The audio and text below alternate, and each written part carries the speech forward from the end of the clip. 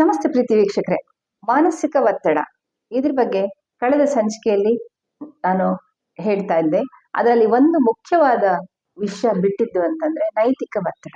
ಆತ ದೊಡ್ಡ ಉದ್ಯಮಿ. ಆ ಉದ್ಯಮಿಗೆ ಇದ್ದಕ್ಕಿದ್ದ ಹಾಗೆ ಇಡಿನೋ ಏನೋ ಟ್ಯಾಕ್ಸ್ ಅವರು ರೈಡ್ ಮಾಡ್ತಾರೆ. ಆತ ಉಭಯ ಸಂಕಟಕ್ಕೆ ಸಿಲ್ಕೋತಾನೆ. ಒಂದು ಸಾಲಗಾರರಿಗೆ ಉತ್ತರ ಹೇಳಬೇಕು, ಇನ್ನೊಂದು ಯಾರು ಆತನಿಗೆ ಹಣವನ್ನ ಹಾಕಿದ್ರಲ್ಲ ಆ ಹಣ ಅನ್ನುವ ಆ ಮೂಲವನ್ನ ತೋರಿಸಿದ್ರೆ ಅವರಿಗೆ ಸಂಕಟ ಬರುತ್ತೆ. ಹಾಗೆ ತಾನು ಏನೋ ಒಂದು ತಪ್ಪು ಮಾಡಿರ್ತಾನೆ.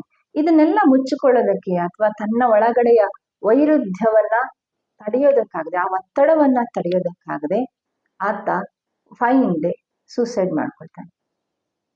ಇಂತಹದೊಂದು ದೊಡ್ಡ ಪ್ರಕರಣ ರಾಜ್ಯ ಮಟ್ಟದಲ್ಲಿ ಸುದ್ದಿ ಆಗುತ್ತೆ, ರಾಷ್ಟ್ರ ಮಟ್ಟದಲ್ಲಿ ಸುದ್ದಿ ಆಗುತ್ತೆ.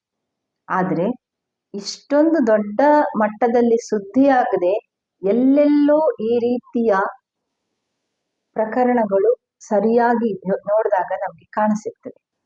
ಈ ನೈತಿಕ ವೈರುಧ್ಯ ಮತ್ತು ಅದರಿಂದ ಆಗುವಂತಹ ಮಾನಸಿಕ ಒತ್ತಡ, ಅದರ ಪರಿಣಾಮ, ಹಾಗೆ ಅದರ ಪರಿಹಾರ, ಅದನ್ನೆಲ್ಲ ನೋಡೋಣ ಇವತ್ತಿನ ಸಂಚಿಕೆಯಲ್ಲಿ. ಇದು ಜೀವನ ಪ್ರಣತಿ ವಾಹಿನಿ. ನಾನು ನಿಮ್ಮ ಪ್ರೀತಿಯ ಲೈಫ್ ಕೋಚ್ ಶೀಲಾ ಭಟ್. ನಾನು ಪ್ರತಿದಿನ ಜೀವನಕ್ಕೆ ಬೇಕಾಗುವಂತಹ ಜೀವನ ಕೌಶಲ್ಯಗಳನ್ನ ತೆಗೆದುಕೊಂಡು ಬರ್ತೀನಿ, ತಿಳಿಸ್ಕೊಡ್ತೀನಿ. ಈ ವಾಹಿನಿ ನಿಮ್ಗೆ ಅತ್ಯಂತ ಉಪಯುಕ್ತವಾಗಿರುತ್ತೆ. ಹಾಗಾಗಿ ನೀವು ಇದಕ್ಕೆ ಸಬ್ಸ್ಕ್ರೈಬ್ ಮಾಡ್ಕೋಬೇಕು. ಈ ವಿಡಿಯೋಗಳನ್ನ ಬೇರೆಯವರಿಗೆಲ್ಲ ಶೇರ್ ಮಾಡಬೇಕು. ವಿಡಿಯೋಕ್ಕೆ ತಪ್ಪದೆ ಲೈಕ್ ಮಾಡಬೇಕು.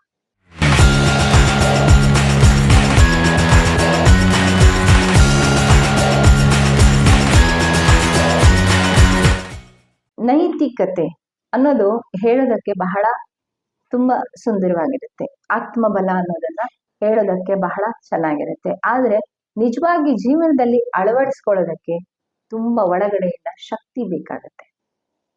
ಈ ಶಕ್ತಿ ಯಾವಾಗ ಬರುತ್ತೆ, ಹೇಗ್ ಬರುತ್ತೆ, ಅದನ್ನ ನೋಡೋದಕ್ಕೆ ನಾವು ಬಾಲ್ಯಕ್ಕೆ ಹೋಗ್ಬೇಕು. ಬಾಲ್ಯದಲ್ಲಿ ಯಾವುದೋ ಒಂದು ವಿಷಯವನ್ನ ನೀವು ನಿಮ್ಮ ಮನಸ್ಸಿಗೆ ವಿರುದ್ಧವಾಗಿ ಮಾಡ್ತೀರಾ.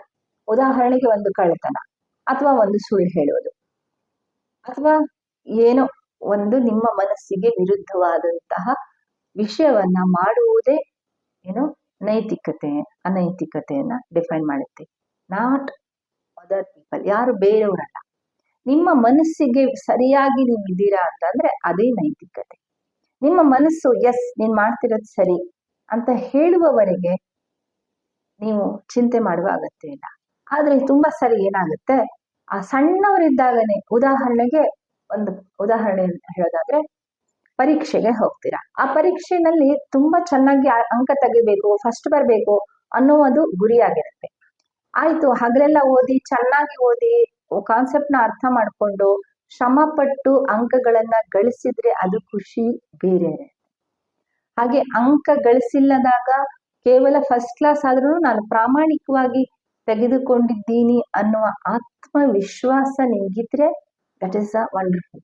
ಆದ್ರೆ ತುಂಬಾ ಸರಿ ಈ ಆತ್ಮವಿಶ್ವಾಸ, ಕೀಳರಿಮೆ ಮತ್ತು ಈ ಸಾಮಾಜಿಕ ಮನ್ನಣೆಯನ್ನ ತೆಗೆದುಕೊಳ್ಳುವ ಏನು ಭ್ರಮೆ ಇರುತ್ತಲ್ಲ, ಆ ಭ್ರಮೆಯಲ್ಲಿ ಅಡ್ಡದಾರಿಗೆ ಬರ್ತಾರೆ. ಇಂಥ ಸಂದರ್ಭದಲ್ಲಿ ಏನಾಗುತ್ತೆ, ಕಾಪಿ ಹೊಡೆಯೋದು ಅಥವಾ ಬೇರೆ ಬೇರೆ ಎಲ್ಲೋ ಇದ್ರಲ್ಲಿ ನೋಡ್ತಾ ಇದ್ದೆ ಟಿವಿನಲ್ಲಿ, ಅಂಕಗಳನ್ನ ಗಳಿಸೋದಕ್ಕೋಸ್ಕರ ಹೆಚ್ಚಿಗೆ ಅಂಕ ಕೊಡ್ತಾರೆ ಅನ್ನೋಕ್ಕೋಸ್ಕರ ಆ ಹೈಸ್ಕೂಲ್ ಮಟ್ಟದ ವಿದ್ಯಾರ್ಥಿನಿಯರು ಶಿಕ್ಷಕರ ಕಾಮದಾಹಕ್ಕೆ ಬಲಿಯಾಗ್ತಾರೆ. ಇದೊಂಥರ ಎಂತಹ ವಿಪರ್ಯಾಸ ನೋಡಿ.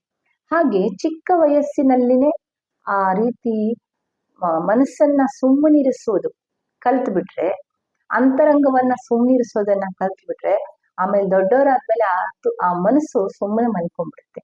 ಅದಕ್ಕೆ ಏನ್ ಬೇಕು ಏನ್ ಬೇಡ ಗೊತ್ತೇ ಆಗೋದಿಲ್ಲ, ಸುಮ್ಮನೆ ಮನ್ಕೊಂಡ್ಬಿಡುತ್ತೆ. ಯಾವಾಗ ನಿಮ್ಮ ಮನಸ್ಸು ಮನ್ಕೊಂಡ್ಬಿಡುತ್ತೆ ಅವಾಗ ನೀವ್ ಯಾವುದೇ ರೀತಿಯ ಯಶಸ್ಸನ್ನ ಪಡೀಲಿ, ಯಾವುದನ್ನೇ ಏನು ಸಮಾಜ ಹೇಳ್ತಲ್ಲ ಗೆಲುವು ಅಂತ, ಆ ಗೆಲುವು ನಿಮ್ಮದಾಗಿದ್ರು ಕೂಡ ನಿಮ್ಮ ಅಂತರಂಗ ಅದನ್ನ ಅನುಭವಿಸುವಷ್ಟು ಸಂತೋಷವಾಗಿರೋದಿಲ್ಲ, ಖುಷಿಯಾಗಿರೋದಿಲ್ಲ, ಆ ಮೂಡಿರೋದಿಲ್ಲ, ಅನುಭವಿಸೋ ಮೂಡಿರೋದಿಲ್ಲ. ಅವಾಗ ಏನಾಗುತ್ತೆ, ಸಬ್ಸ್ಟಾನ್ಷಿಯಲ್ ಅಬ್ಯೂಸ್ ಅಂದ್ರೆ ಈ ಕುಡಿಯುವಂಥದ್ದು, ಆಮೇಲೆ ಸಿಗರೇಟ್ ಸೇದುವಂಥದ್ದು, ಬೇರೆ ಬೇರೆ ರೀತಿಯ ಚಟಗಳನ್ನ ಮಾಡುವಂಥದ್ದು, ತುಂಬಾ ವುಮನೈಸರ್ ಆಗುವಂಥದ್ದು, ಇದೆಲ್ಲ ಆಗ್ತಾ ಹೋಗುತ್ತೆ. ಏನು ಅಂದ್ರೆ ಆ ಮನಸ್ಸನ್ನ ಯಾವಾಗ ಕೊಲ್ತಾ ಕೊಲ್ತಾ ಕೊಲ್ತಾ ಹೋಗುತ್ತಾ ಇರ್ತೀರಾ, ಅದು ಡಿಫ್ರೆಂಟ್ ಆಗಿ ಆ ವೈರುಧ್ಯ ಇರುತ್ತಲ್ಲ, ಒಳಗಡೆ ಮನಸ್ಸಿನ ಒಳಗಡೆ ಹೇಳ್ತಾ ಇರೋದೊಂದು, ಹೊರಗಡೆ ನೀವು ಮಾಡ್ತಾ ಇರೋದು, ಈ ಎರಡು ವೈರುಧ್ಯಗಳ ಮಧ್ಯೆ ನೀವಿದ್ದಾಗ ಆ ವೈರುಧ್ಯ ನಿಮ್ಮನ್ನ ಕೊಲ್ತಾ ಬರುತ್ತೆ. ಆ ಕೊಲ್ಲುವಿಕೆಯ ಒತ್ತಡ ಇದೆಯಲ್ಲ, ಅದನ್ನ ತಡೆದುಕೊಳ್ಳೋದಕ್ಕೆ ಆಗೋದಿಲ್ಲ. ಸೊ ಇದನ್ನ ಹೇಗೆ ನಿಭಾಯಿಸೋದು, ಇದರಿಂದ ಹೊರಗೆ ಬರೋದು ಹೇಗೆ? ಎಸ್, ಇದಕ್ಕೆ ಮೊಟ್ಟ ಮೊದಲನೇದಾಗಿ ನಿಮ್ಮ ಬಗ್ಗೆ ನಿಮ್ಗೆ ಒಂದು ಸಿಂಪತಿ, ಒಂದು ಪಾಪ, ಅಯ್ಯೋ ನಾನು ಪಾಪ, ಹೌದು ನಾನು ಮಾಡ್ಬಿಟ್ಟೆ, ಎಲ್ಲರೂ ಮಾಡೋ ಹಾಗೆ ನಾನು ಮಾಡ್ಬಿಟ್ಟೆ, ಅಥವಾ ಎಲ್ಲರೂ ಮಾಡ್ತಾರೆ ಅಂತ ಮಾಡ್ಬಿಟ್ಟೆ. ಎಸ್, ಯು ಆರ್ ಓಕೆ, ನಾನು ಓಕೆ, ನಾನು ಪಾಪ, ನಾನು ಮಗು ಇಲ್ಲ. ಸೊ ಬಟ್ ಏನಂದ್ರೆ ನಾನಿವಾಗ ಬದಲಾಯಿಸ್ಕೋಬಹುದು. ನನ್ನ ಅಂತರಂಗದೊಳಗಡೆ ಏನಿದೆ, ಅಂತರಂಗ ಏನ್ ಹೇಳ್ತಾ ಇದೆ, ಎಸ್ ಇವಾಗ ಈ ಕೆಲಸನ ಬಿಟ್ಬಿಡು, ಇಲ್ಲಿವರೆಗೆ ಆಗಿದ್ದಾಗೋಯ್ತು. ನಾನು ಈ ಏನು ಈ ಪ್ರಾಸ್ಟಿಟ್ಯೂಟ್ಸ್, ವೇಶ್ಯಾವಾಟಿಕೆಗೆ ಈಡಾಗುವಂತಹ ಮಹಿಳೆಯರ ಬಗ್ಗೆ ಅಧ್ಯಯನವನ್ನ ಮಾಡ್ತಾ ಇದ್ದೆ. ಆಗ ನನಗೆ ಅರ್ಥ ಆಗಿದ್ದು, ಅವ್ರು ಯಾಕೆ ಆ ಒಂದು ಕ್ರಿಯೆ ತಪ್ಪು ಅಂತ ಗೊತ್ತಿದ್ರು ಮಾಡ್ತಾರೆ, ವೇಶ್ಯಾವಾಟಿಕೆ ತಪ್ಪು ಅಂತ ಅವರಿಗೂ ಗೊತ್ತಿರುತ್ತೆ, ಆದ್ರೂ ಯಾಕೆ ಮಾಡ್ತಾರೆ ಅನ್ನೋದನ್ನ ನೋಡಿದಾಗ ಅವರಿಗೆ ಈ ಒತ್ತಡವನ್ನ ನಿಭಾಯಿಸೋದಕ್ಕೆ ಗೊತ್ತಿಲ್ಲ. ಯಾರಿಗೆ ಈ ಲಂಚ ತೆಗೆದುಕೊಳ್ಳೋದು ತಪ್ಪು ಅಂತ ಗೊತ್ತಿಲ್ವಾ, ಆದ್ರೂ ತಗೋತಾರೆ. ಯಾಕೆ ತಗೋತಾರೆ? ಅಲ್ಲಿ ತಗೋತಾರ, ಇನ್ನೆಲ್ಲ ಹೋಗ್ಬಿಟ್ಟು ವುಮನೈಸರ್ ಆಗಿ ಏನೇನೋ ಆಗ್ಬಿಟ್ಟು ಅಲ್ಲಿ ಕುಡಿದ್ಬಿಟ್ಟು ಅವ್ರ ಜೀವನ ಅಂದ್ರೆ ನರಕ. ಅದು ನೋಡೋರ್ ಕಣ್ಣಿಗೆ ಶೋ ಆಫ್ ಆದ್ರೂ ಒಳಗಡೆ ನರಕ ಆಗುತ್ತೆ. ಯಾಕೆ? ಇದನ್ನ ನಾನು ಅಧ್ಯಯನ ಮಾಡಿದಾಗ ಅರ್ಥ ಆಗಿದ್ದು ಅಂದ್ರೆ, ಅವರಿಗೆ ಆ ಒತ್ತಡವನ್ನ ನಿಭಾಯಿಸೋದಕ್ಕಾಗ್ಲಿ, ಆ ಒತ್ತಡವನ್ನ ನಿಲ್ಲಿಸೋದಕ್ಕಾಗ್ಲಿ ಸಾಧ್ಯ ಆಗಿಲ್ಲ. ಪ್ರೀತಿ ವೀಕ್ಷಕರೇ, ಇದೊಂದು ಮಹತ್ವವಾದ ವಿಡಿಯೋ. ಇದನ್ನ ಹೆಚ್ಚು ಹೆಚ್ಚು ಜನಕ್ಕೆ ಶೇರ್ ಮಾಡಿ. ಇದು ಒಂದು ಹೈ ಪ್ರೊಫೈಲ್ ಅಲ್ಲಿ ಇದು ಓಡಾಡ್ಲಿ ವಿಡಿಯೋ. ಯಾಕಂದ್ರೆ ತುಂಬಾ ಜನ ನೀವ್ ಅನ್ಕೊಂಡಿರ್ತೀರಾ ಯಶಸ್ವಿಯಾಗಿದ್ದಾರೆ ಅಂತ, ಆದ್ರೆ ಅವರಿಗೆ ಈ ಒತ್ತಡ ಇದೆ. ಅಂತರಂಗದ ಒಳಗಡೆ ಒಂದಿದೆ, ಹೊರಗಡೆ ಒಂದಿದೆ. ಆ ಒಳಗಡೆ ಮತ್ತು ಹೊರಗಡೆಯ ವೈರುಧ್ಯದಲ್ಲಿ ಅವರ ಜೀವನ, ಅವರ ಅಂತರಂಗ ನರಕ ಆಗಿದೆ. ಸಾವುಗೂ ಬೇಡ, ಶತ್ರುವಿಗೂ ಬೇಡ, ಅಷ್ಟು ನೋವಲ್ಲಿರ್ತಾರೆ. ಅಂತವ್ರಿಗೆ ಒಂದೇ ಒಂದು ಅಂದ್ರೆ, ಅವರು ಆ ಒಂದು ಮೂಮೆಂಟ್ ಅಲ್ಲಿ, ಯಾವ ಮೂಮೆಂಟ್ ಅಲ್ಲಿ ನಾನು ಮಾಡ್ತಿರೋದು ತಪ್ಪು ಅಂತ ಅನಿಸುತ್ತಲ್ಲ, ಆ ಮೂಮೆಂಟಿಗೆ ದೇ ಶುಡ್ ಸ್ಟಾಪ್. ಒಂದ್ಸರಿ ನಿಂತ್ಕೊಳ್ಳಿ. ಏನೂ ತಲೆ ಹೋಗಲ್ಲ ಈ ಜಗತ್ತಲ್ಲಿ. ಯಾರಿಗೂ ನಿಮ್ಮ ಪದವಿ, ಹಣ ಯಾವುದು ಬೇಕಾಗಿಲ್ಲ. 4 ದಿವಸ ಆಡ್ಕೊಳ್ತಾರೆ, 5ನೇ ದಿವಸ ಅವ್ರದ್ದು ಜೀವನ ಇರುತ್ತೆ, ಅವ್ರು ನೋಡ್ಕೊಂಡು ಹೋಗ್ತಾರೆ. ಎಸ್, ಇವ್ರದ್ದೆಲ್ಲ ಮುಗ್ದೋಯ್ತು ಅಂತ.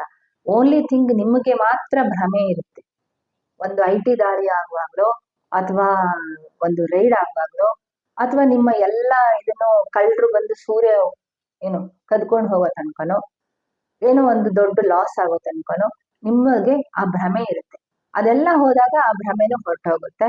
ಅವಾಗ ಉಳಿಯೋದು ಮಾತ್ರ ಈ ವೈರುಧ್ಯದಿಂದ ಉಂಟಾದ ಒತ್ತಡ ಮತ್ತು ಆ ನರಕ ಸದೃಶ ಜೀವನ. ಅಂತ ಸಮಯದಲ್ಲಿ ಈ ತರ ಸೂಸೈಡ್ ಮಾಡ್ಕೊಳ್ಳುವಂಥದ್ದು, ಇಂಥದ್ದೆಲ್ಲ ನಡೆಯುತ್ತೆ. ಸೊ ಆಗ್ಬಾರ್ದು ಅಂತಂದ್ರೆ, ಆ ಮೂಮೆಂಟಿಗೆ ಮನಸ್ಸು ಹೇಳಿದ ತಕ್ಷಣ ನಿಂತ್ಕೊಳ್ಳಿ.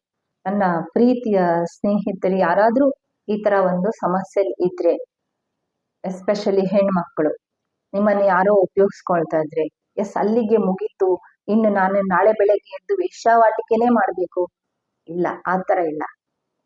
ಸ್ಟಾಪ್ ಮಾಡಿ, ನಿಮ್ಮನ್ನ ನೀವು ಹೋಲ್ಡ್ ಮಾಡಿ.